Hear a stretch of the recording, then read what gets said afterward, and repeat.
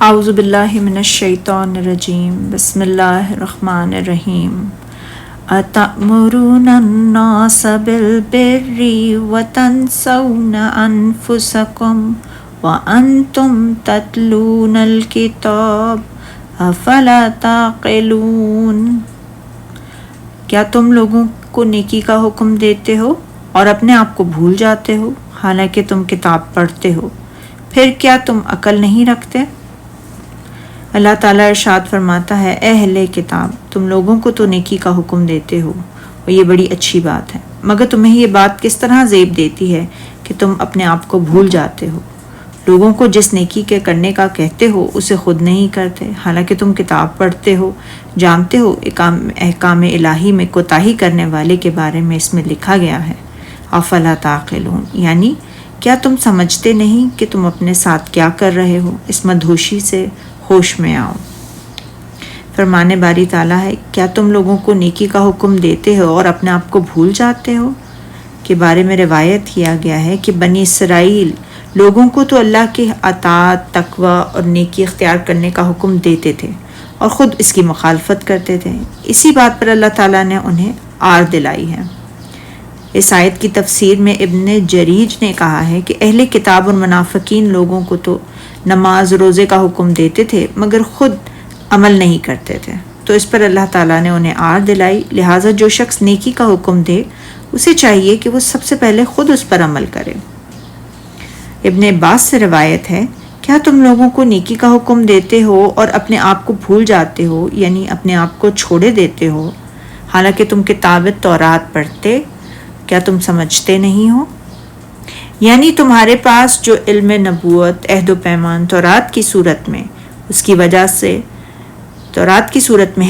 وجہ سے لوگوں کو تو کفر سے روکتے ہو مگر اپنے آپ کو بھول جاتے ہو۔ تورات میں تو یہ بھی لکھا ہے کہ میں نے تم سے یہ عہد لیا تھا کہ تم میرے رسول صلی اللہ علیہ وآلہ وسلم کی تصدیق کرو گے، مگر تم نے میرے اس عہد کو توڑا ہے اور میری کتاب میں جو لکھا ہوا ہے اس کا انکار کر رہے ہو۔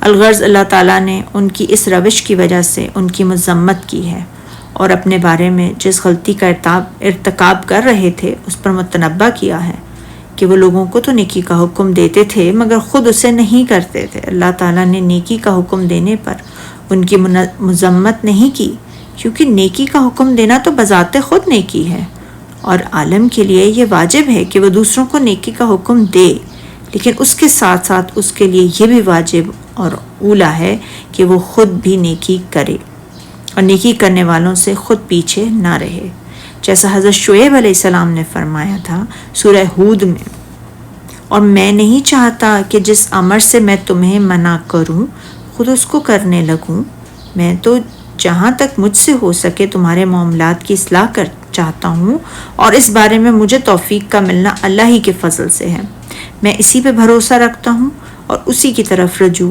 کرتا ہوں۔ نیکی کا حکم دینا بھی واجب ہے، اسے خود سر انجام دینا بھی واجب ہے۔ علماء سلف و خلف کی صحیح ترین قول کے مطابق ان میں سے ایک کو ترک کر دینے کی وجہ سے دوسرے کا وجود ساکت نہیں رہتا۔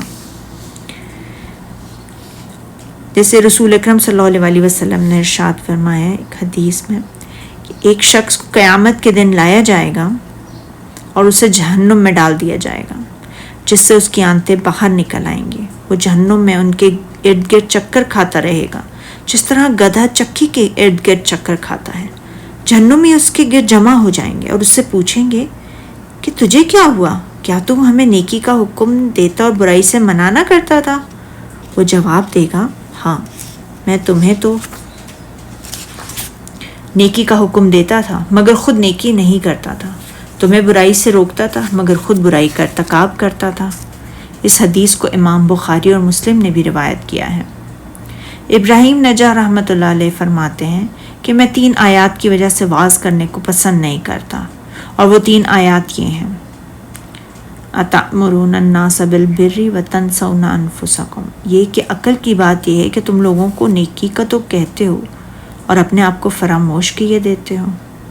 اور سورہ صف میں، مومنوں تم ایسی باتیں کیوں کہا کرتے ہو جو کیا نہیں کرتے؟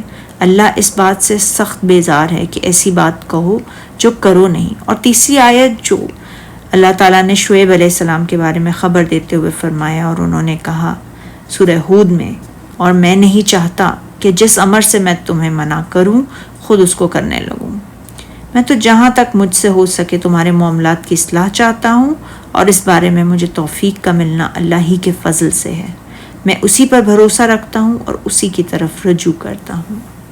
صدق اللہ العظیم۔